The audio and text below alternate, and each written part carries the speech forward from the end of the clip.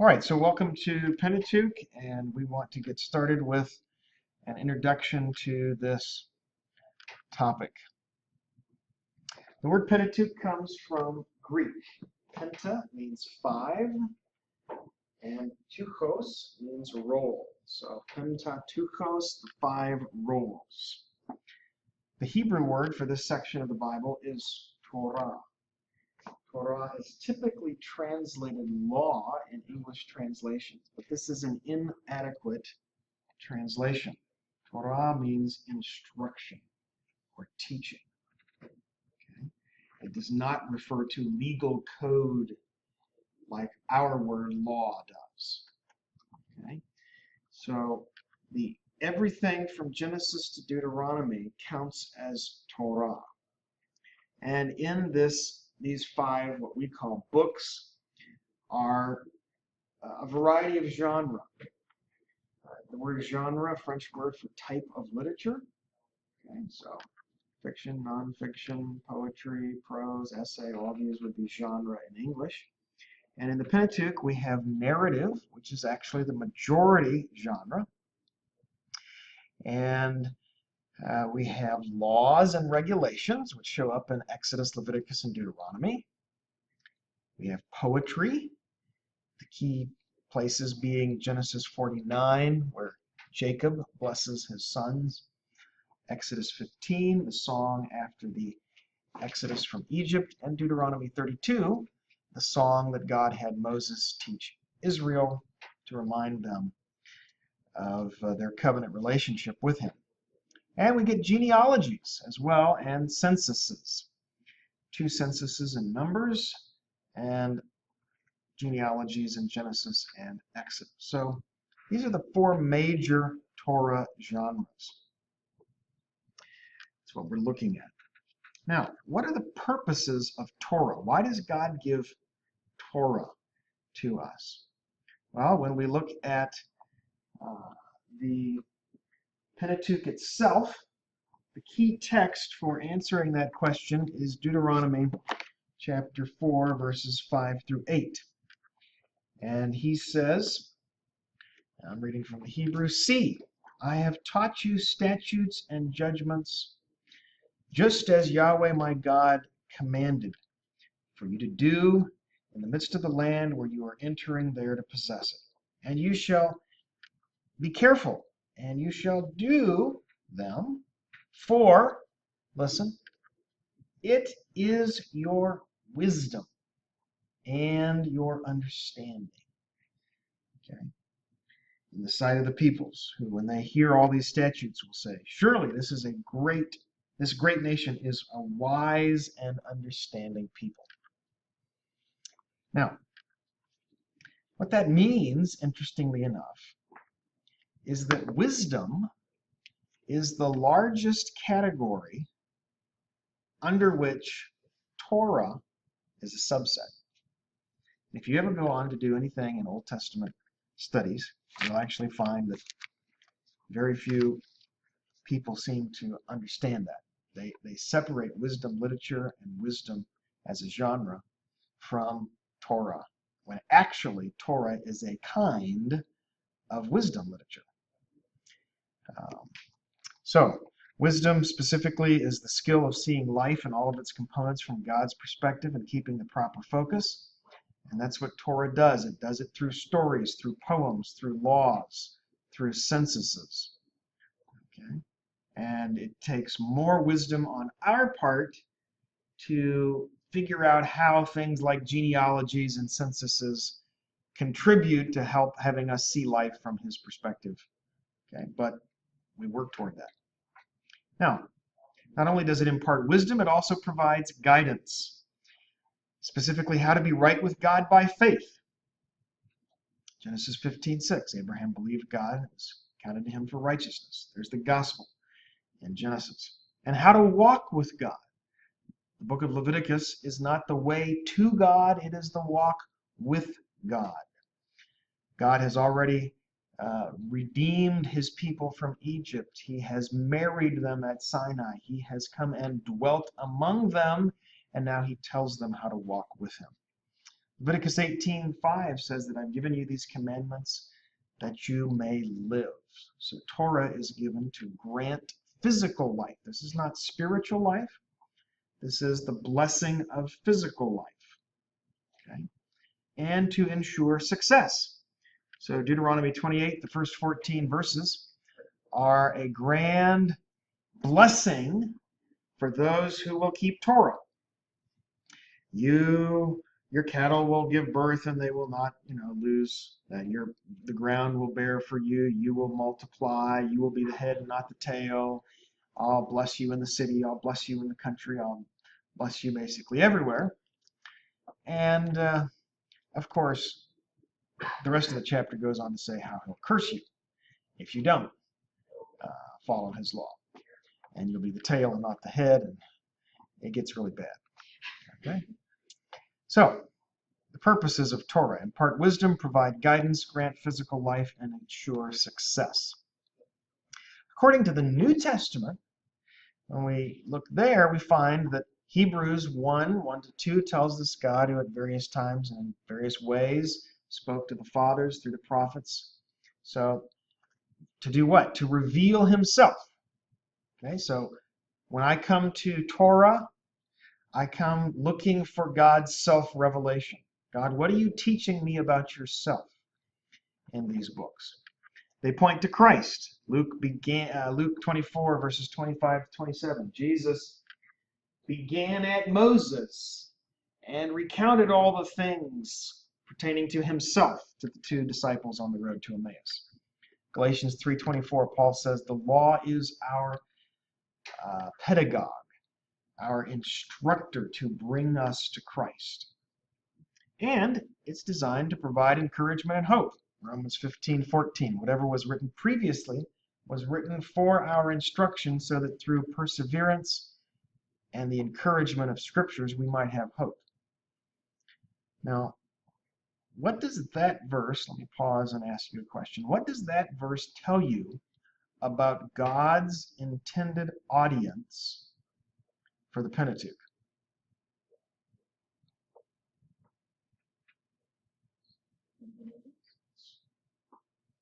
Say it. Yeah, for all believers of all times. Yes, there was an original receiving audience, but God did not intend that book solely for them, and we happen to be looking over their shoulder at this historical document given to them. No, in fact, we are intended recipients of this document. Okay. And finally, the New Testament says that we are to be equipped for every good work. All Scripture is God-breathed and profitable for teaching. King James says doctrine, for reproof, for correction, for training in righteousness, so that the man of God may be adequate, equipped for every good work. All Scripture, including genealogies, including laws, including poetry, is profitable for doctrine, reproof, for correction, and instruction in righteousness. And we want to understand how that is true, hopefully. Now, I've got about 13 minutes, so I'm going to start my lecture on the Mosaic authorship of the Pentateuch.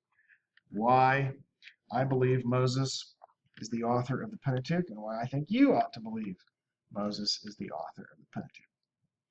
So, first of all, we're going to start with the Pentateuch itself. Mosaic authorship is claimed in Exodus, Numbers, and Deuteronomy, which omits Genesis and Leviticus. So there's explicit attribution of Mosaic authorship in Exodus 24:4, 34:7, Numbers 33:2, and Deuteronomy 31:9. It's affirmed further by Old Testament terminology. So what you get is the law of Moses shows up 22 times in the Old Testament. I've only listed a couple examples of that. It shows up in Joshua, which would be early, and 1 Kings, which would be late. Kings would have been completed somewhere in the 500s. Joshua written most likely in the late 1300s. The book of Moses is a phrase that occurs 5 times in the Old Testament. The book of the law of Moses occurs 3 times. The word of the Lord by Moses, and the commandment of Moses. So when we look at the Pentateuch itself and the rest of the Old Testament, Moses is the consistent and sole person to whom material from the Pentateuch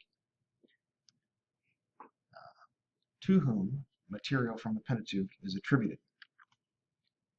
Now, when we come to the New Testament, we find that this is verified by Christ. There's general verification here, Luke 24. I've already mentioned this text, that Luke, in his narratorial bridging, says that Jesus began at Moses and the prophets. But Jesus himself, in his discussion with the disciples on the road to Emmaus, said that you ought to believe all the things that are written about me in the law of Moses. Okay? And then in John, Jesus says, if you believed Moses, you would believe me.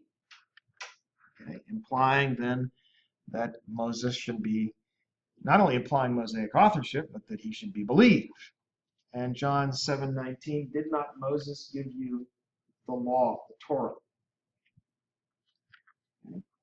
That's generic attribution by Jesus of Mosaic authorship. Then we get specific attribution. In Mark 7:10, Jesus said, Moses said, honor your father and mother, or whoever speaks evil of father and mother is to die. Well, where's he getting that? He's getting that from Exodus 20 and 21. Okay, 20, the 10 Commandments, 21, the Book of the Covenant, and the development of the 10 Commandments. In Matthew 8:4, Jesus tells the man he's just healed of leprosy, go offer the sacrifices that Moses commanded for those cleansed from leprosy. Well, where does Moses command that? In Leviticus. Oh, that's nifty. So one of the books that was not specifically mentioned, did not specifically mention Moses' name in the Pentateuch, Jesus attributes to Moses. All right. Deuteronomy. Moses permitted you to divorce your wives. Well, where did Moses do that? Deuteronomy 24, 1-4 is the key text that addresses the issue of divorce, which hopefully we'll get to later on. Now, when was this all written? Okay.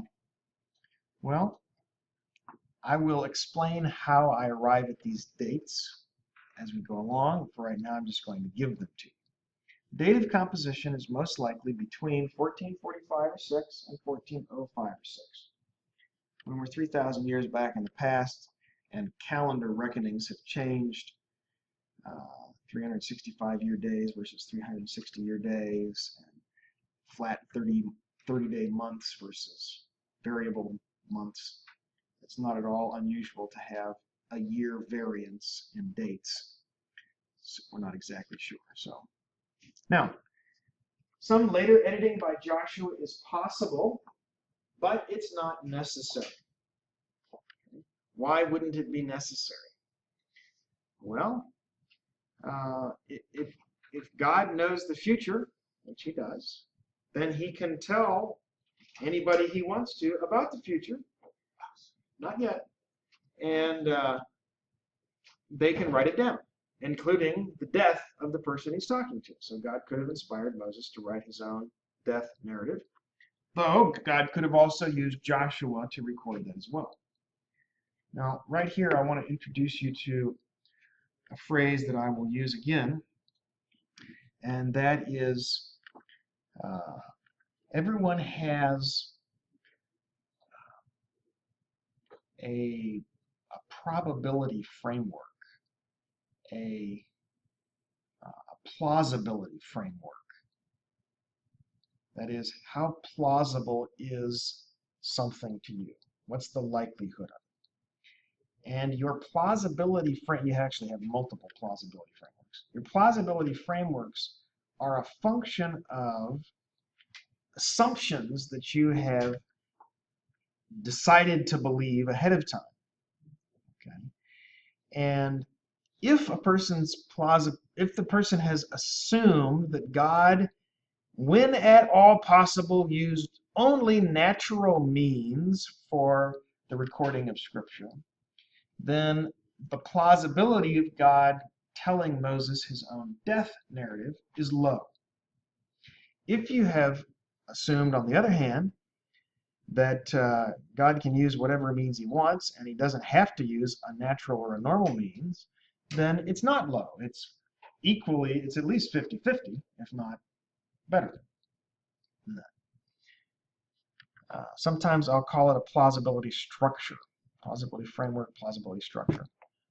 Okay.